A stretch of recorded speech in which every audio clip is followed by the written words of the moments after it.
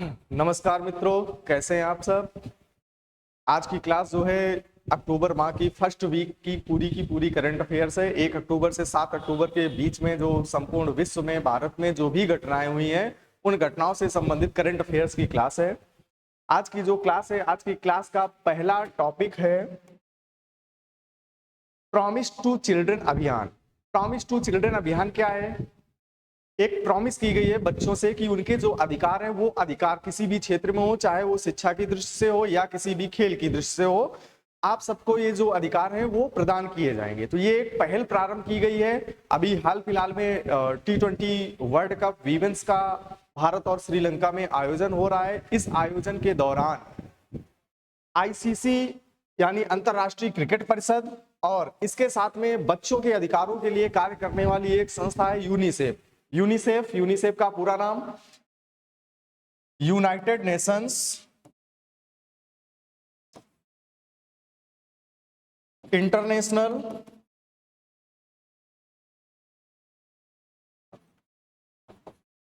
Children emergency fund. UNICEF जो है संपूर्ण विश्व में बाल अधिकारों के प्रति कार्य करने वाली एक संस्था है। तो आईसीसी क्रिकेट की एक अंतरराष्ट्रीय संस्था है। इन दोनों द्वारा मिलकर ये प्रॉमिस टू चिल्ड्रन अभियान प्रारंभ किया गया है। ये अभियान जो है भारत और श्रीलंका में जो वर्तमान में आईसीसी की वीमेंस वर्ल्ड कप का आयोजन हो रहा है, उस वर्ल्ड कप के दौरान जो है इसका आयोजन किया गया।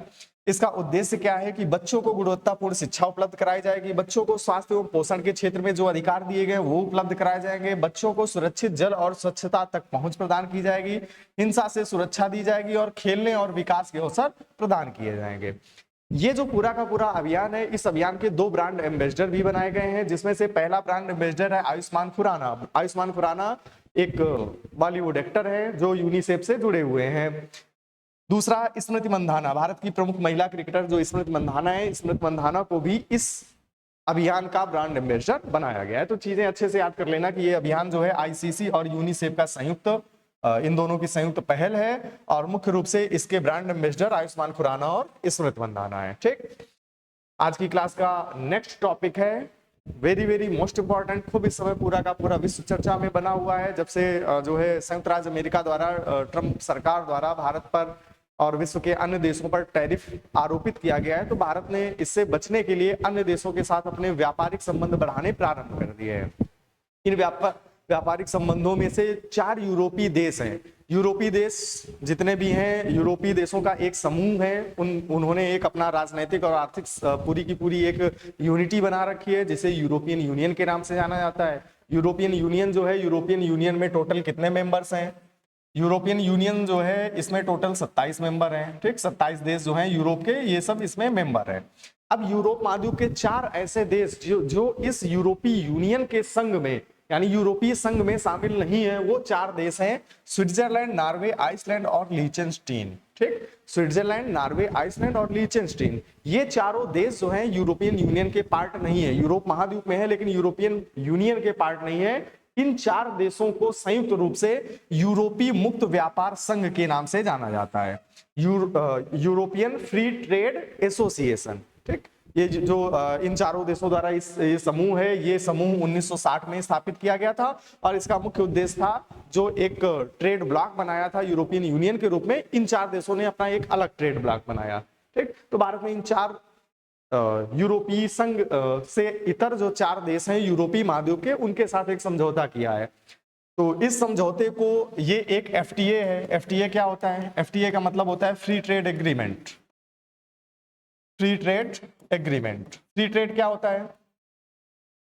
मुक्त व्यापार। यानी किन्हीं 2 देशों के मध्य में जब अंतरराष्ट्रीय स्तर पर व्यापार होता है तो इन देशों द्वारा आपस में एक दूसरे के व्यापार को हतोत्साहित करने के लिए, जिससे कि घरेलू बाजार जो है, घरेलू बाजार की वस्तुओं की कीमत सुरक्षित रहे, इस कारण से इन देशों द्वारा आपस में व्यापार में, कोई भी देश है वो सब देशों द्वारा टैरिफ लगाया जाता है। मुख्य रूप से जो इंपोर्ट ड्यूटी है या कस्टम ड्यूटी है, कस्टम ड्यूटी आरोपित की जाती है। कस्टम ड्यूटी जो है विभिन्न वस्तुओं पर, संयुक्त राज्य अमेरिका से कोई चीजें भारत आयात कर रहा है तो कई वस्तुओं पर 100% जो है वो टैरिफ लगा हुआ है। टैरिफ का मतलब कस्टम ड्यूटी लगी हुई है, तो अगर मान लो 100 रुपए की वस्तु है तो वो भारत में 200 रुपए में मिलेगी। ठीक, संयुक्त राज्य अमेरिका में उसकी कीमत 100 रुपए है। तो अगर सारी की सारी चीजें संयुक्त राज्य अमेरिका से भारत में आ गई तो भारत का लोकल व्यापार चौपट हो सकता है, इसलिए ये व्यवस्थाएं अपनाई जाती हैं। लेकिन जब ये फ्री ट्रेड एग्रीमेंट होता है किसी भी देश के साथ, अगर कोई भी देश फ्री ट्रेड एग्रीमेंट करेगा तो ये टैरिफ की दरें धीरे धीरे वो घटाएगा। ठीक, तो अभी भारत ने जो ये 4 देशों के साथ, स्विट्जरलैंड, नॉर्वे, आइसलैंड और लिechtenstein के साथ जो ये समझौता किया है उसका नाम है trade and economic partnership agreement, TEPA. ठीक, TEPA फुल फॉर्म भी याद रखना, फुल फॉर्म भी पूछा जाता है। और 4 देश कौन कौन से हैं? अब इनका मुख्य उद्देश्य क्या है कि अब फ्री ट्रेड एग्रीमेंट हुआ, यानी दोनों देश, एक तरफ भारत और ये चारों देश आपस में जब व्यापार करेंगे तो अपने व्यापार के समय पर ये कस्टम ड्यूटी अपनी धीरे से घटाएंगे। ठीक, टैरिफ घटाएंगे, यही इसका मुख्य उद्देश्य है।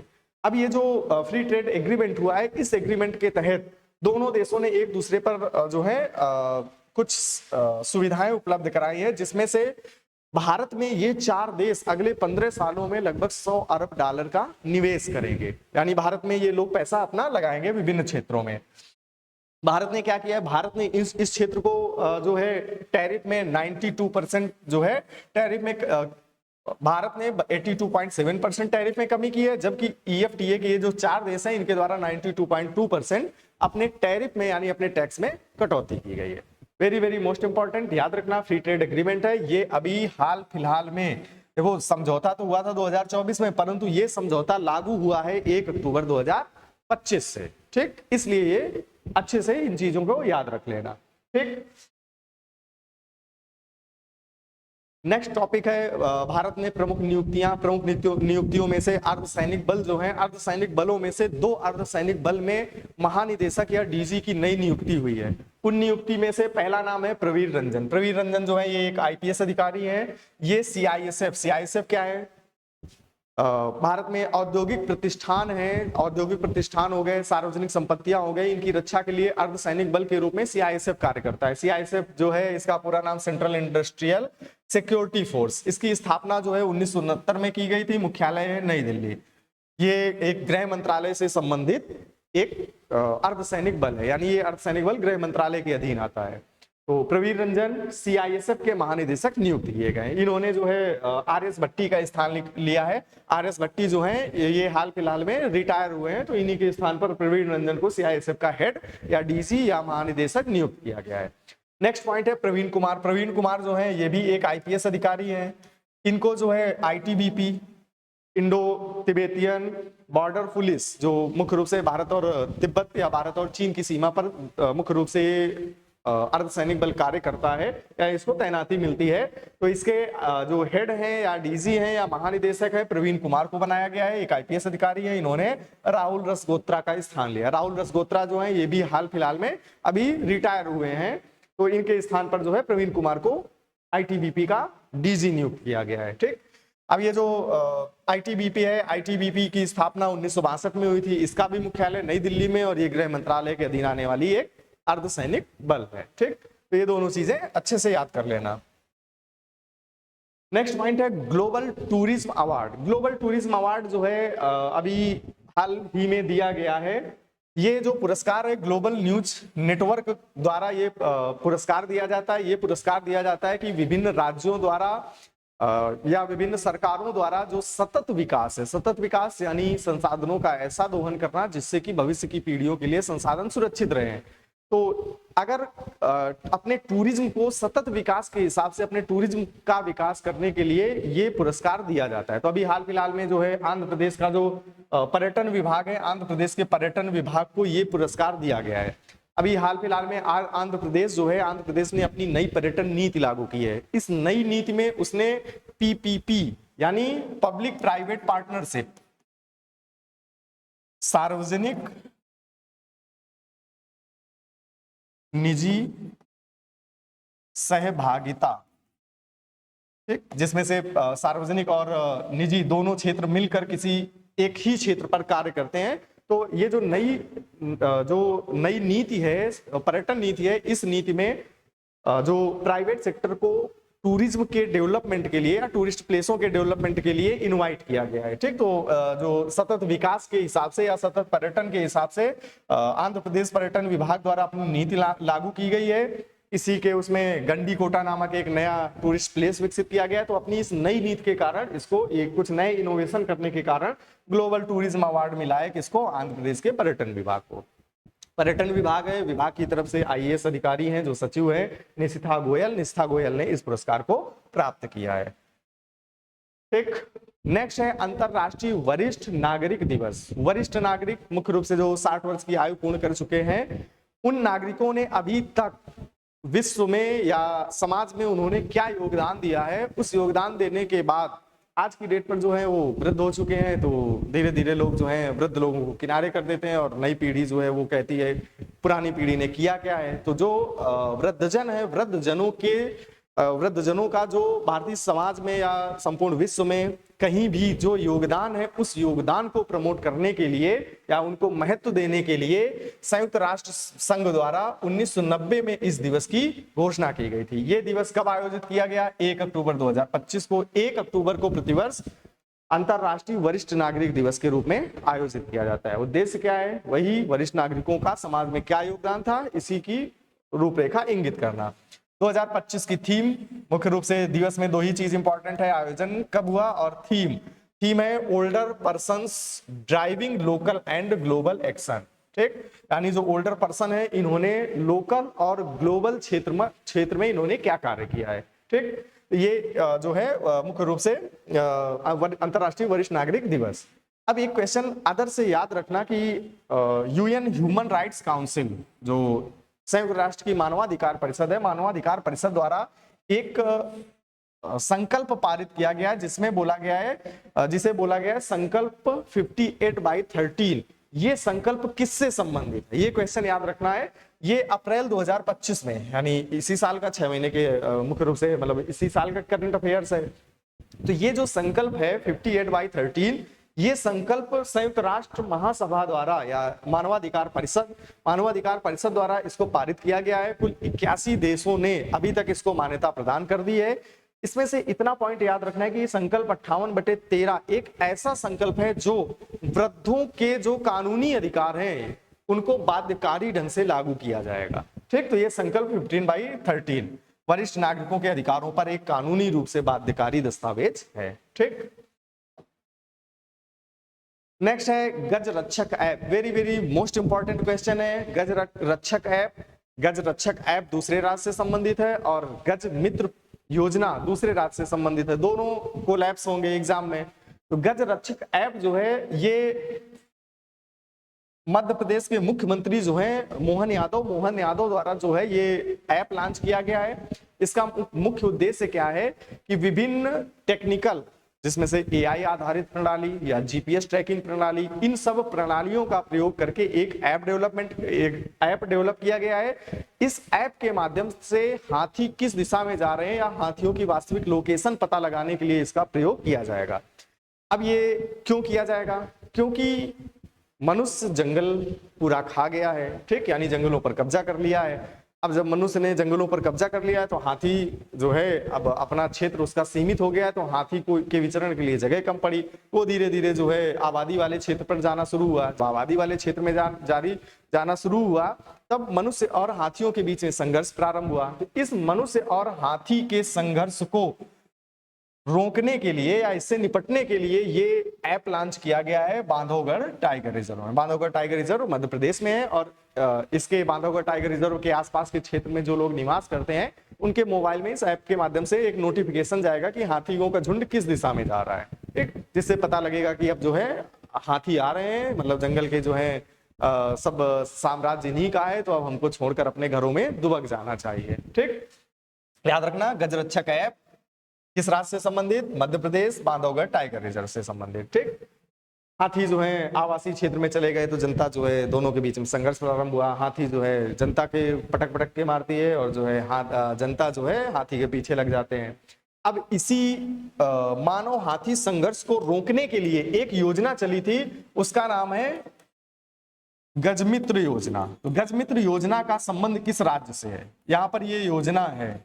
ठीक, और यहाँ पर ये ऐप है। तो गजमित्र योजना जो है ये असम की सरकार द्वारा, असम के जो मुख्यमंत्री हैं हेमंत बिस्वा शर्मा, उनके द्वारा ये गजमित्र योजना प्रारंभ की गई थी। इसका भी मुख्य उद्देश्य है कि मनुष्य और हाथियों के संघर्ष को कम करना। ठीक, तो दोनों याद रखना, गजरक्षक ऐप मध्य प्रदेश, गजरक्षक योजना असम। नेक्स्ट पॉइंट है Balod, very very most important question है। बालोद जो है छत्तीसगढ़ में एक छत्तीसगढ़ का जिला है और ये भारत का पहला पूर्ण रूप से बाल विवाह से मुक्त जिला घोषित किया गया है, भारत का पहला बाल विवाह मुक्त जिला। ठीक, एक अभियान लॉन्च किया गया था 2024 में, चाइल्ड मैरिज फ्री इंडिया, यानी भारत में बाल विवाह जो है उसको पूर्ण रूप से समाप्त करना। इसके तहत जो है बालोद छत्तीसगढ़ का जिला है, इसको भारत का पहला पूर्ण रूप से बाल विवाह मुक्त जो है जिला घोषित किया गया है। एक और इंपॉर्टेंट क्वेश्चन है कि अभी हाल फिलहाल में 17 सितंबर 2025 को मोदी जी का 75 नंबर का बर्थडे था। अब इस बर्थडे में जो है छत्तीसगढ़ का एक जिला है सूरजपुर, तो सूरजपुर जिले के 75 ग्राम पंचायतों को बाल विवाह मुक्त घोषित किया गया था। अब क्वेश्चन आता है कि जो है भारत का पहला जिला जो पूर्ण रूप से बाल विवाह मुक्त घोषित किया गया कौन सा है, तो वहां पर सूरजपुर नहीं होगा। क्यों? क्योंकि सूरजपुर के 75 ग्राम पंचायतों में जो है ग्राम पंचायतों को बाल विवाह मुक्त घोषित किया गया था, ना कि सूरजपुर जिले को। बाद में जो है इसको बालोद जिला जो है, बालोद जिले को भारत का पहला बाल विवाह मुक्त जिला घोषित किया गया है। ठीक, तो अच्छे से इसको याद कर लेना। नेक्स्ट है दालों में आत्मनिर्भरता मिशन। इस साल का बजट मतलब 2025-26 का बजट, 2025-26 का जब बजट लॉन्च किया गया किसके द्वारा? केंद्रीय वित्त मंत्री निर्मला सीतारमण द्वारा। तो निर्मला ताई ने जब ये बजट प्रस्तुत किया था तो उसमें इसकी घोषणा की थी और तुरंत बाद एनटीपीसी का एग्जाम हुआ और एसएससी का एग्जाम हुआ, दोनों ने इसको ऑलरेडी पूछ दिया है। ठीक, यूपी SSSC का जूनियर असिस्टेंट का एग्जाम है, उसमें भी पूछा गया कि जो दालों का आत्मनिर्भरता मिशन है इसके अंतर्गत निम्नलिखित में से कौन सी दालें कवर होंगी। ठीक, ये क्वेश्चन पूछा गया।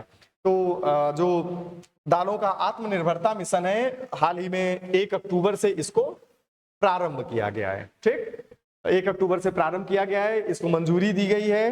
ठीक, 2025-26 से 2031 तक ये योजना चलाई गई है, 2025 से लेकर 2031 तक। ठीक, यानी मार्च 2031 तक कुल 11,440 करोड़ रुपए की धनराशि आवंटित की गई है। इसका मुख्य उद्देश्य क्या है कि दलहन, ठीक, दलहन मतलब दालें, तो भारत दालों के उत्पादन में नंबर 1 है।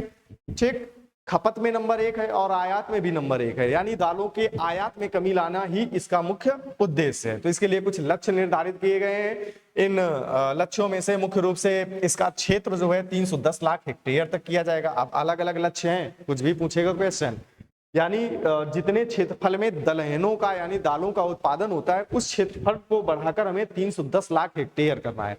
उत्पादन बढ़ाकर कितना करना है? Total 350 lakh ton.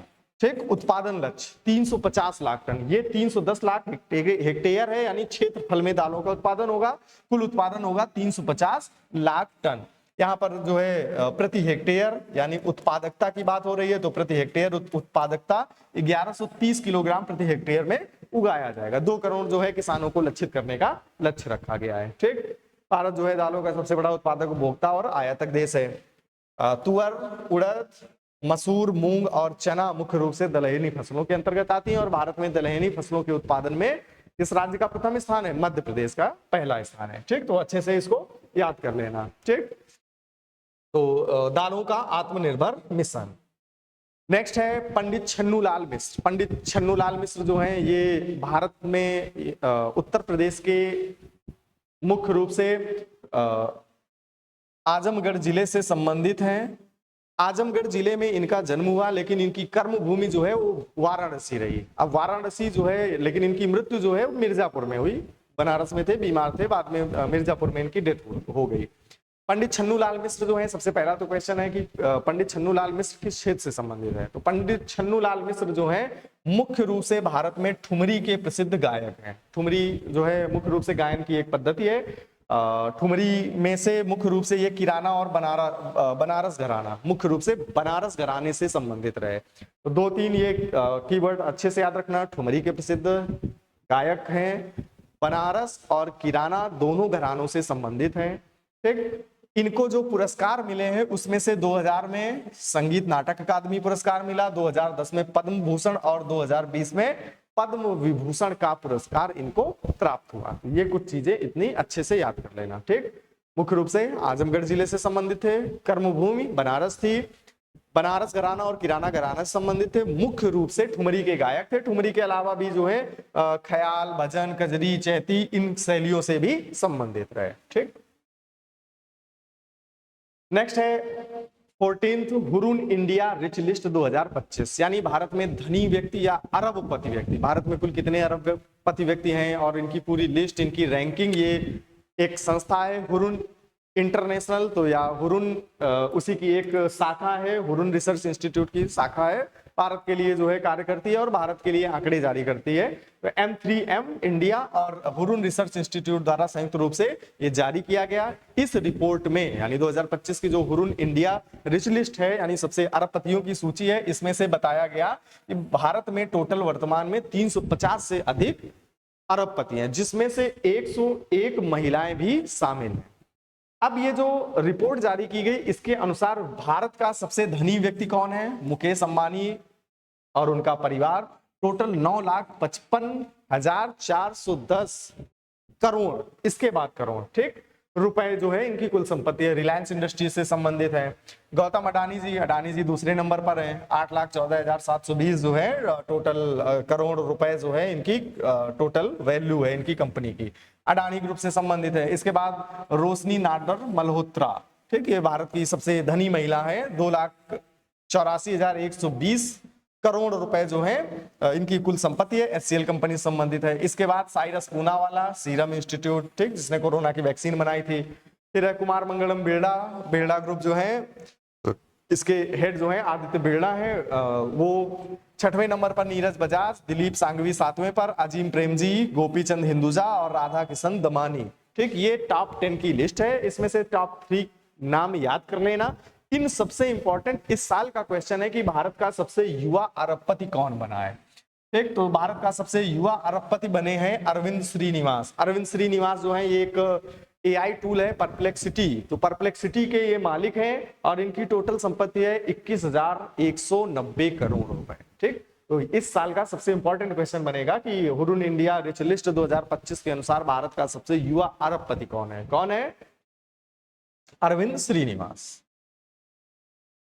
नेक्स्ट है विश्व सामाजिक सुरक्षा मंच। विश्व सामाजिक सुरक्षा मंच, सामाजिक सुरक्षा मतलब सरकारों द्वारा जो है लोगों की भलाई के लिए जो योजनाएं चलाई जाती हैं, उन्हीं योजनाओं को बोला जाता है कि ये सामाजिक सुरक्षा के लिए योजनाएं चलाई गई हैं, यानी लोगों की संयुक्त रूप से लोगों की भलाई के लिए कार्य किए गए हैं। तो भारत जो है, भारत में एक ई श्रम पोर्टल चलता है, ई श्रम पोर्टल, और दूसरा है NCS पोर्टल, ठीक, जो मुख्य रूप से कौशल विकास से संबंधित है। तो ई श्रम पोर्टल जिसमें से भारत में श्रमिक और नियोक्ताओं का रजिस्ट्रेशन होता है, ठीक, तो इसमें से इन दोनों योजनाओं के लिए भारत को एक पुरस्कार दिया गया है, जिसमें 2 चीजें याद रखना। विश्व सामाजिक सुरक्षा मंच जो है, पहला पॉइंट ये याद रखना कि सार्वजनिक सुरक्षा के क्षेत्र में, ठीक, यानी outstanding achievement in social security, सामाजिक सुरक्षा के लिए कार्य करने के लिए भारत को आउटस्टैंडिंग पुरस्कार मिला है, ठीक। दूसरा ये याद इतना कर लेना कि इसका आयोजन जो है कुआलालंपुर मलेशिया में किया गया था। तो 2 पॉइंट इसमें याद रखना। विश्व सामाजिक सुरक्षा मंच कुआलालंपुर में आयोजन हुआ, भारत को सामाजिक सुरक्षा में जो है योगदान देने के लिए आउटस्टैंडिंग अचीवर का पुरस्कार दिया गया। नेक्स्ट है चक्रवाती तूफान। चक्रवाती तूफान जो मुख्य रूप से समुद्री क्षेत्रों में चक्रवाती तूफान आते हैं, तो अभी हाल फिलहाल में एक तूफान आया है चक्रवाती तूफान शक्ति, जो अक्टूबर 2025 में आया, लेकिन भारत का जो समुद्र तट है वो लगभग इससे अछूता रहा, इसने भारत पर कोई भी नुकसान नहीं पहुंचाया। ये जो चक्रवाती तूफान है ये मुख्य रूप से अरब सागर में आया, ठीक, अरब सागर जो है हिंद महासागर का एक पार्ट है, तो अरब सागर के क्षेत्र में आया और इसकी गति जो है 89 किलोमीटर प्रति घंटे से अधिक रही, इसीलिए इसको सेवर साइक्लोन स्टॉर्म या गंभीर चक्रवाती तूफान की श्रेणी में रखा गया है, ठीक। तो इसमें से याद कर लेना, शक्ति किस क्षेत्र में आया? अरब सागर में आया, ठीक। इसका नामकरण किसके द्वारा दिया गया? यानी हिंद महासागर क्षेत्र में जो भी भूकंप आते हैं या चक्रवाती तूफान आते हैं, भूकंप नहीं, चक्रवाती तूफान जो आते हैं, तो उनकी नामांकन की एक पूरी व्यवस्था है, विभिन्न देशों द्वारा सुझाए गए नामों के आधार पर जो है इनका नामकरण किया जाता है। तो शक्ति अरब सागर से संबंधित है, 89 किलोमीटर प्रति घंटे की इसकी रफ्तार थी और जो है श्रीलंका द्वारा इसका नाम सजेस्ट किया गया।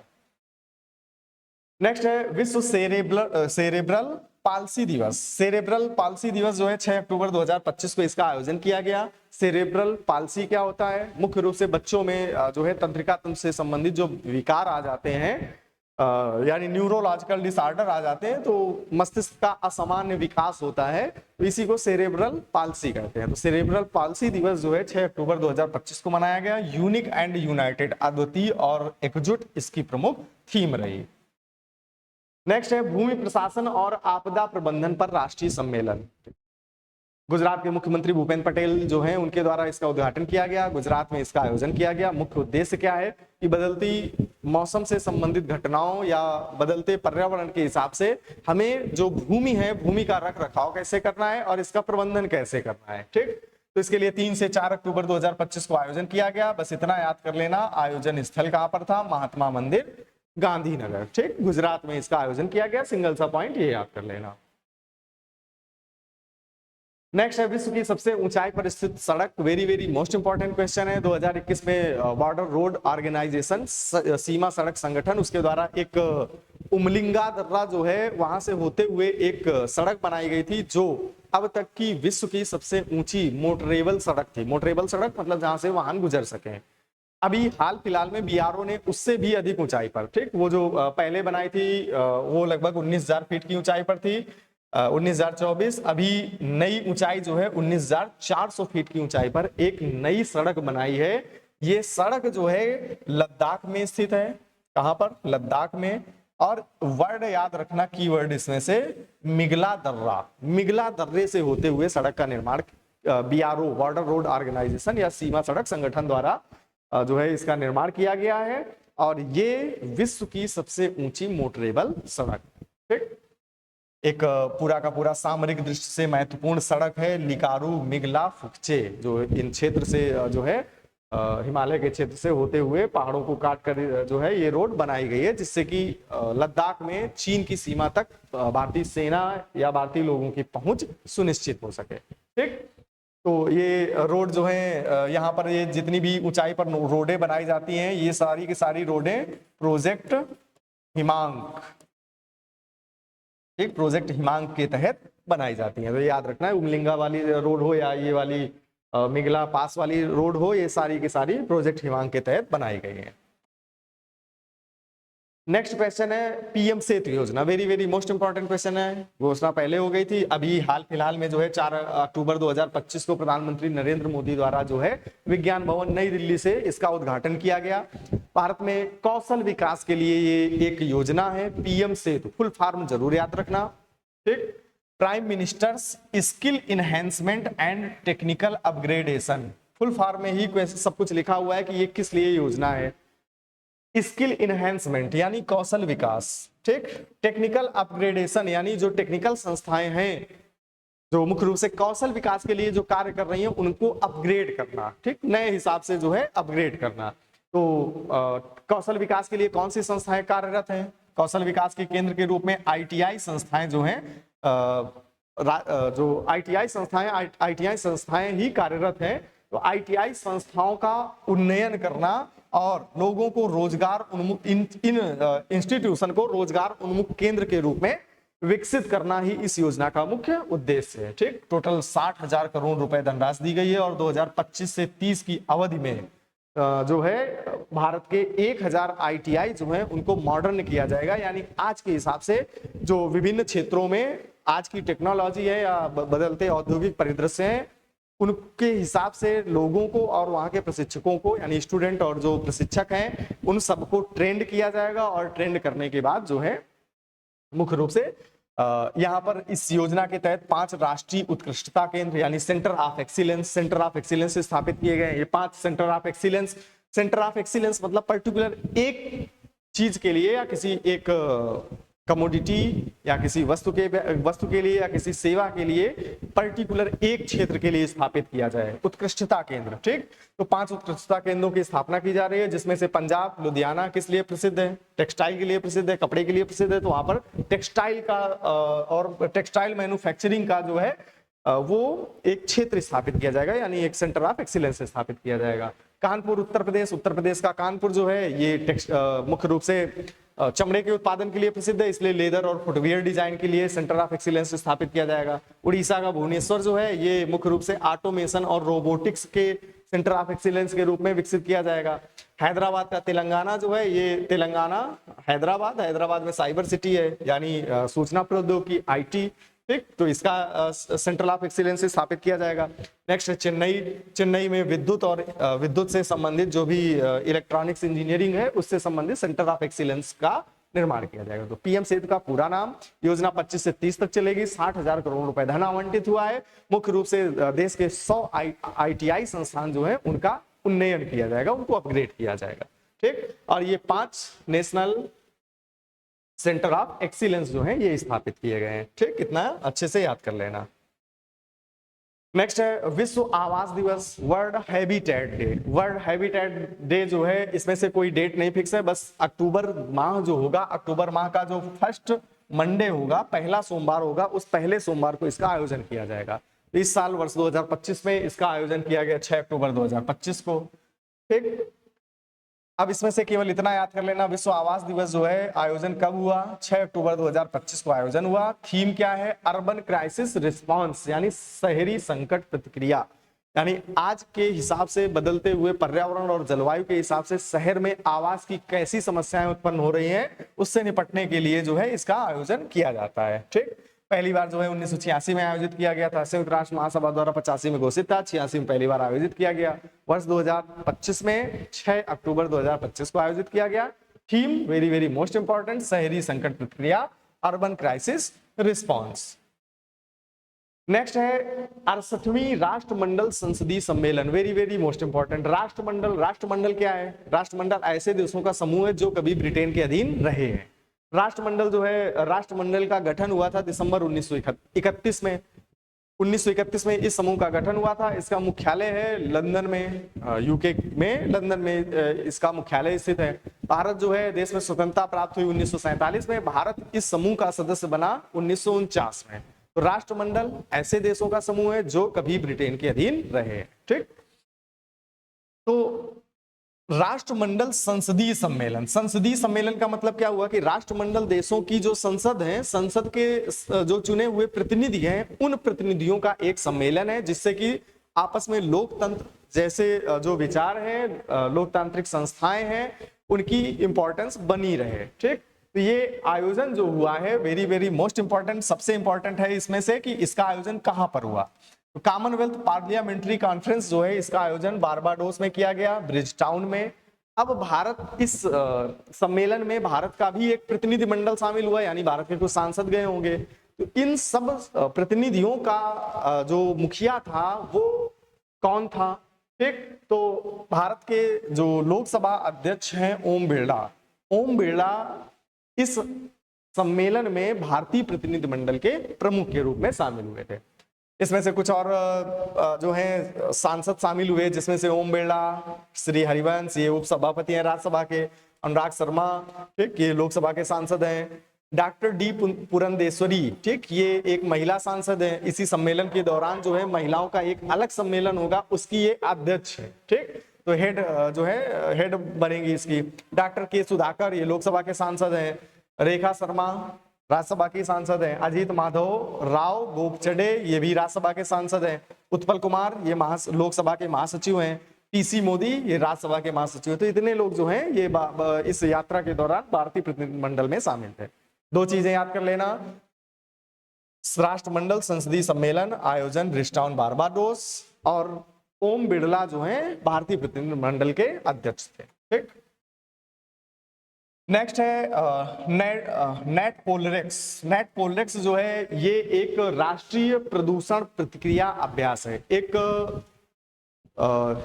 जैसे युद्ध अभ्यास होते हैं, युद्ध के बारे में अभ्यास होता है, ऐसे ही समुद्र के क्षेत्र में आपदा के रूप में जो बड़े बड़े टैंकर होते हैं, उन टैंकरों से तेल का रिसाव होता है। तो इन सब रिसाव जो होते हैं, तेल रिसाव होने के बाद जब समुद्र में प्रदूषण फैलता है, तो प्रदूषण से बचने के लिए जो है एक 2 वर्षों में एक अभ्यास का आयोजन होता है। उस अभ्यास का आयोजन किया जाता है भारतीय तटरक्षक बल, इंडियन कोस्ट गार्ड द्वारा, ठीक। इसका उद्देश्य क्या है, समुद्री तेल रिसाव से निपटने के लिए भारत की तैयारी परखी जाएगी, किस तरीके से हमने अपने नए नए वेसल बनाए हैं, नए नए शिप बनाए हैं, जिनके प्रयोग से हम ये समुद्री प्रदूषण को कम कर सकेंगे। ठीक, तो इस आयोजन, इसका जो है जब इस साल आयोजन हुआ है तो इस आयोजन में लगभग 32 देशों के 40 से अधिक प्रतिनिधियों ने भाग लिया। भारत में भी कई मंत्रालय जो पर्यावरण से संबंधित हैं, चाहे उसमें से पृथ्वी विज्ञान मंत्रालय, पर्यावरण मंत्रालय, पेट्रोलियम मंत्रालय, सारे के सारे संबंधित राज्यों के जितने भी तटीय राज्य हैं, तटीय राज्य जो हैं, इसमें राज्य की सरकारें भी शामिल रही। मुख्य रूप से भारतीय तटरक्षक बल का एक द्विवार्षिक अभ्यास है। मुख्य उद्देश्य है समुद्री क्षेत्र में जो तेल का रिसाव है उससे होने वाले प्रदूषण से कैसे बचेंगे। ठीक, नेक्स्ट है, अभी हाल फिलहाल में एक एग्जाम में क्वेश्चन पूछा गया था कि भारत में यूपी पेट में शायद क्वेश्चन था कि छत्तीसगढ़ में एक स्थान है बिलासपुर, बिलासपुर में कोल इंडिया लिमिटेड जो है, इसने पहला पूर्ण महिला प्रबंधित औषधालय यानी एक डिस्पेंसरी ऐसी बनाई गई जिसमें पूरे के पूरे वर्कर जो होंगे वो सब महिलाएं होंगी। तो भारत जो है मुख्य रूप से वीमेन लेड डेवलपमेंट को बढ़ावा देने के उद्देश्य से ऐसे कोल इंडिया लिमिटेड नए नए इनिशिएटिव ले रहा है, महिलाओं को प्रमोट कर रहा है। तो ये वाला पूछा गया क्वेश्चन था, छत्तीसगढ़ के बिलासपुर में कोल इंडिया लिमिटेड ने पहला पूर्ण रूप से महिला प्रबंधित औषधालय या डिस्पेंसरी शुरू की थी। अब इसमें एक और अपडेट आया है कि कोल इंडिया की एक सहायक कंपनी है, सिस्टर कंसर्न है, उसका नाम है साउथ ईस्टर्न कोलफील्ड लिमिटेड। इसके द्वारा छत्तीसगढ़ के कोरबा में, कहां पर, कोरबा में सेंट्रल वर्कशॉप जो है इसकी, उसमें कंपनी का पहला पूर्णतः महिलाओं द्वारा संचालित सेंट्रल स्टोर यानी जो मुख्य रूप से साउथ ईस्टर्न कोलफील्ड्स लिमिटेड है, इसका जो वर्कशॉप है, वर्कशॉप को पूर्ण रूप से संचालित किसके द्वारा किया जाएगा, महिलाओं द्वारा। ये दो याद रखना, यहाँ पर बिलासपुर छत्तीसगढ़ पहला महिलाओं द्वारा पूर्ण रूप से प्रबंधित डिस्पेंसरी और यहाँ पर स्टोर। ठीक, दो चीजें याद लें। नेक्स्ट है Vyom Mitra, very very most important question है। व्योम मित्र इसलिए इंपॉर्टेंट है क्योंकि एक अभियान चलना है गगनयान। गगनयान अभियान जो है ये इसरो का एक मिशन होगा, इसरो द्वारा ये मिशन प्रक्षेपित किया जाएगा 2027 में। और ये जो एक मिशन होगा ये नॉर्मल मिशन नहीं होगा, ये भारत का पहला मानव युक्त मिशन होगा। मानव युक्त मिशन मतलब मनुष्य को, किसी मनुष्य को किसी जो है जब यान प्रक्षेपित किया जाएगा तो उसके साथ किसी न किसी मनुष्य को भी अंतरिक्ष की यात्रा पर भेजा जाएगा। तो ध्यान रखना, गगनयान के माध्यम से 2027 तक मानव युक्त अभियान भेजा जाएगा। यहाँ पर एक और क्वेश्चन है कि इसरो द्वारा किस वर्ष तक चंद्रमा पर अपना पहला मानव युक्त अभियान भेजा जाएगा, तो उसका आंसर होगा 2040। 2040 में चंद्रमा पर, ठीक, चंद्रमा पर पहला मानव अभियान किसका, भारत का या इसरो का। लेकिन अंतरिक्ष तक गगनयान अभियान से, इसी के लिए तो कैप्टन शुभ्रांशु शुक्ला जो है एक्सियोम 4 मिशन में गए थे। एक्सियोम 4 मिशन में गए थे कि भारत जब गगनयान के माध्यम से अपने अंतरिक्ष यात्री भेजेगा तो अंतरिक्ष में किस प्रकार की स्थितियां हैं उसके बारे में हम एक्सियोम मिशन में ऑलरेडी शुभ्रांशु शुक्ला वहां जाकर देख रहे हैं, ठीक, वहां पर अध्ययन कर रहे हैं। ठीक, तो जो है गगनयान अभियान जो है 2027 तक इसको प्रक्षेपित किया जाएगा। अब यहाँ पर गगनयान पार्ट के रूप में सरकार ने गगनयान को 3 भागों में बांट दिया, या इसरो ने इसको 3 भागों में बांट दिया है। पहला जो है गगनयान फर्स्ट, गगनयान फर्स्ट जो है ये 2025 में ही, दिसंबर 2025 में इसको भेजा जा रहा है। कब, दिसंबर 2025 में।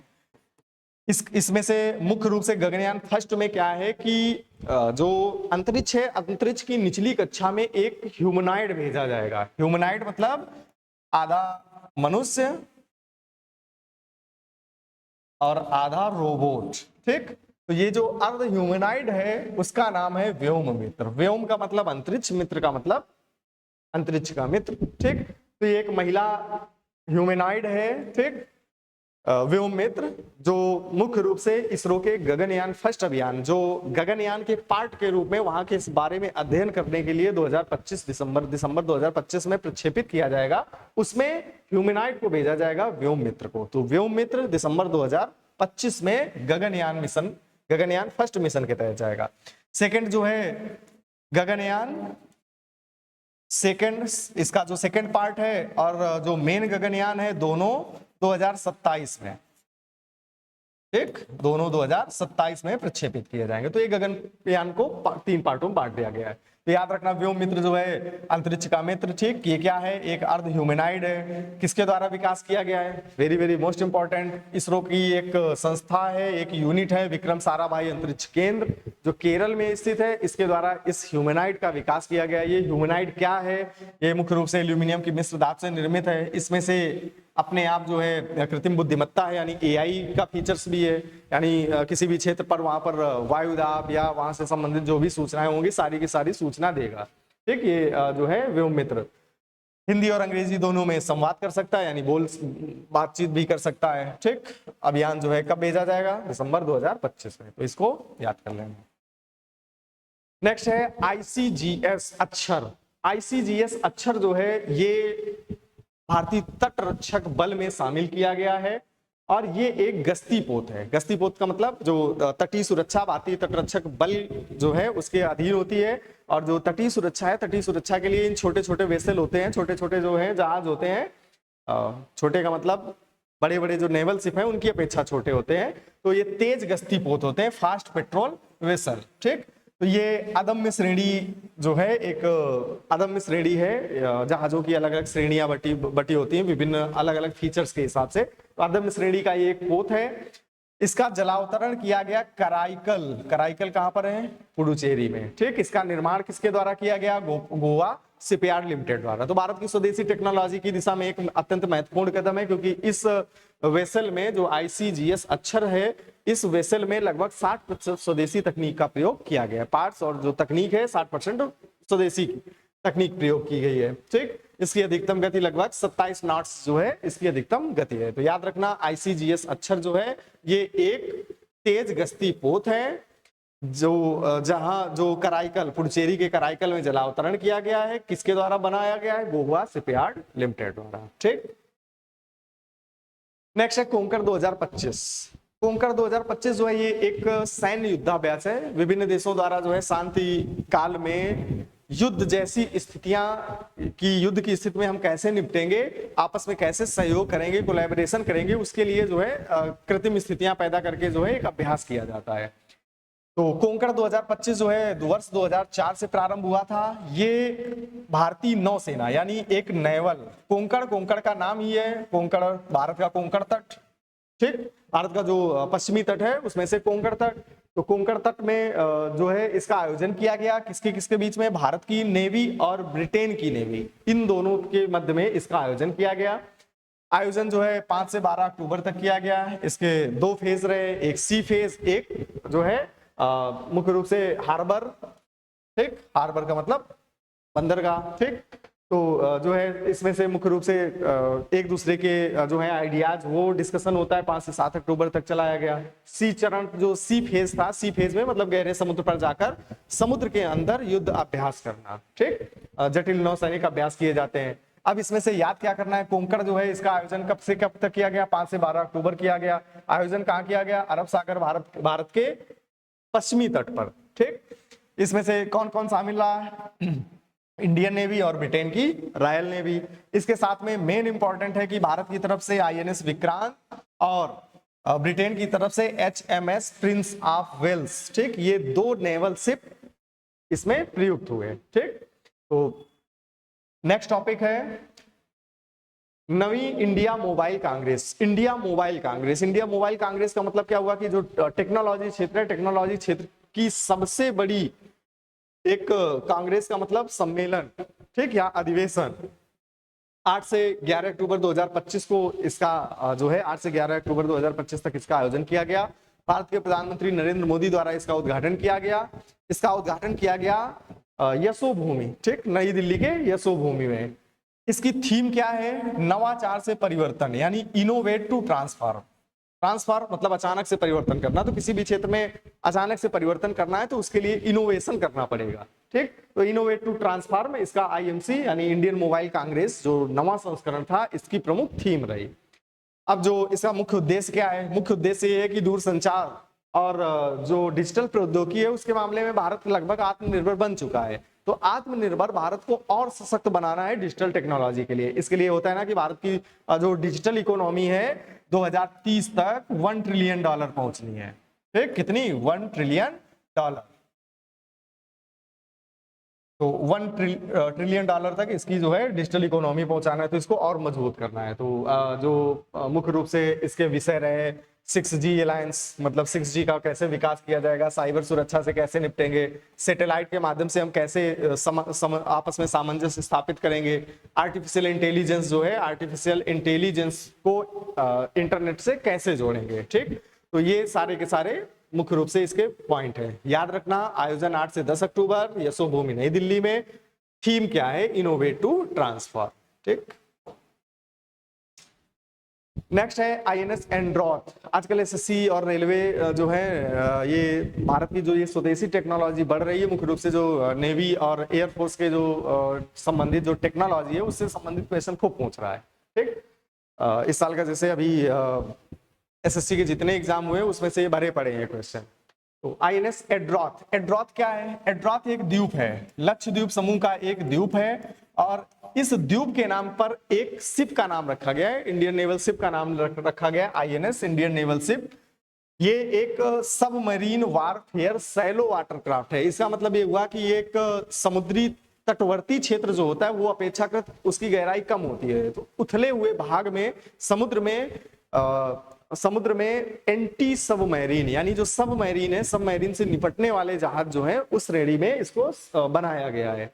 ये जो है अर्नाला श्रेणी का दूसरा शिप है। अर्नाला श्रेणी मुख्य रूप से वही सैलो वाटर यानी उथले समुद्र के लिए प्रयोग होते हैं, वही अर्नाला श्रेणी है। तो इस क्रम का अर्नाला खुद पहला शिप था। दूसरा शिप जो है INS एड्रॉथ है। INS एड्रॉथ जो है लक्षद्वीप के उत्तर में एक लक्षद्वीप समूह के पार्ट के रूप में ही एक द्वीप है एड्रॉथ, उसी के नाम पर इसका नाम पड़ा है। इसे कहां पर तैनात किया गया है? विशाखापत्तनम में। ठीक, मतलब जलावतरण किया गया है विशाखापत्तनम में। इसका निर्माण किसके द्वारा किया गया है? कोलकाता में एक फर्म है या सरकारी कंपनी है, garden reach ship builders and engineers, इसके द्वारा, इस सरकारी कंपनी द्वारा इस शिप का निर्माण किया गया है। ठीक, और इस शिप में लगभग 80% से ज्यादा जो है स्वदेशी उपकरण और स्वदेशी टेक्नोलॉजी का प्रयोग हुआ है। ठीक, एंड्रॉथ द्वीप जो है लक्षद्वीप का एक द्वीप है, इसको ध्यान रखना। नेक्स्ट है Namchik, very very most important है। सिंगल सा पॉइंट याद रखना है कि अरुणाचल प्रदेश में नामचिक स्थित है। अरुणाचल प्रदेश का एक चांगलांग जिला है, उसमें से ये एक कोयला खदान है। ठीक, बड़ा विवादित है। लगभग 2000 के दशक से 2001-2 में इसका जो है कोयला ब्लॉक का आवंटन हुआ था, यानी यहाँ से कोयले का उत्खनन करना था, लेकिन जो है विभिन्न प्रकार की पर्यावरण क्षति को देखते हुए इस पर लगातार जो है ये विवादित रही, रोक रही। अब जब है, अब सरकार ने जो है इसको क्लियर कर दिया है। तो एक कंपनी है कोलपल्स प्राइवेट लिमिटेड, तो कोलपल्स प्राइवेट लिमिटेड जो है यहाँ से अब उत्खनन कार्य करेगी। तो इसमें से स्थान का नाम ही पूछेगा कि नामचिक जो है ये अरुणाचल प्रदेश का एक कोयला उत्पादक क्षेत्र है, जो मुख्य रूप से प्राइवेट सेक्टर द्वारा यहाँ पर कोयले का उत्खनन किया जाएगा। केंद्रीय मंत्री जी किशन रेड्डी और वहां के मुख्यमंत्री पेमा खांडू द्वारा जो है इसका उद्घाटन किया गया। तो कोयला माइनिंग के लिए पहली वाणिज्यिक कोयला खदान। ठीक, तो नामचिक अरुणाचल प्रदेश में स्थित कोयला खदान है, बस इतना। नेक्स्ट है कोरल लार्वा क्रायोबैंक। ठीक, कोरल क्या होता है? कोरल जो है मुख्य रूप से कोरल समुद्री क्षेत्र में पाए जाते हैं, जिन्हें प्रवाल भित्ति भी कहा जाता है। प्रवाल भित्ति का निर्माण कैसे होता है? मुख्य रूप से कवक और शैवाल जो होते हैं, इन्हीं के द्वारा प्रवाल भित्तियों का निर्माण किया जाता है। तो इन प्रवाल भित्तियों के संरक्षण के लिए आजकल बदलते हुए पर्यावरण के कारण प्रवाल भित्ति, एक वर्ड पढ़ा होगा प्रवाल विरंजन, कोरल ब्लीचिंग।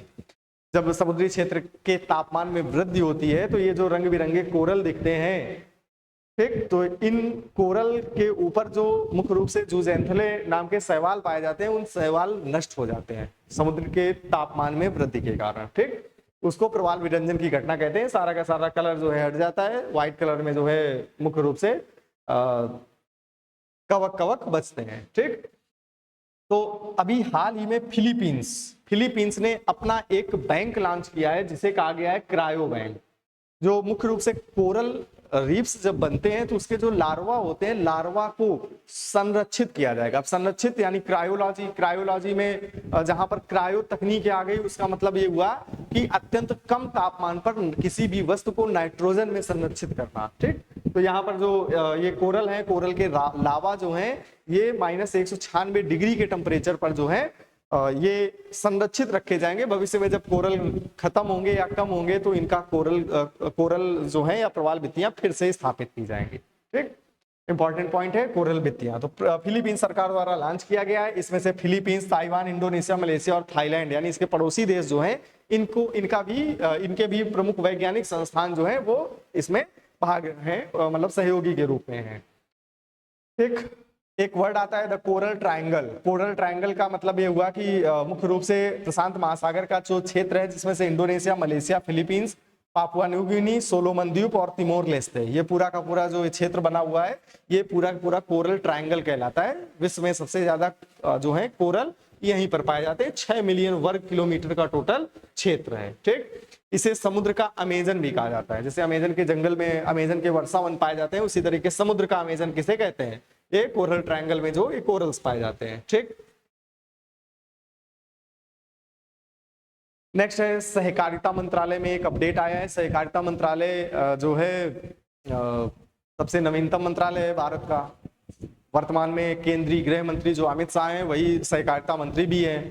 तो सहकारिता मंत्रालय में धीरे धीरे कई अपडेट आ रहे हैं। जैसे एक पढ़ा था, पिछली क्लास में पढ़ा था, त्रिभुवन सहकारी बैंक, त्रिभुवन सहकारी संस्थान, इसकी स्थापना कहाँ पर की गई थी? आणंद, गुजरात में की गई थी। उसी तरीके एक नया अपडेट आया है कि भारत में जैसे आजकल चल रहा है एथेनॉल ब्लेंडिंग प्रोग्राम चल रहा है, जिसके अंतर्गत जो है गन्ने से या मक्के से एथेनॉल का उत्पादन चल रहा है। गन्ना और मक्का, ठीक, गन्ना, मक्का और जो है इसी तरीके से गेहूं वगैरह, इनसे भी एथेनॉल बनता है, लेकिन सबसे ज्यादा भारत में गन्ने से बनता है।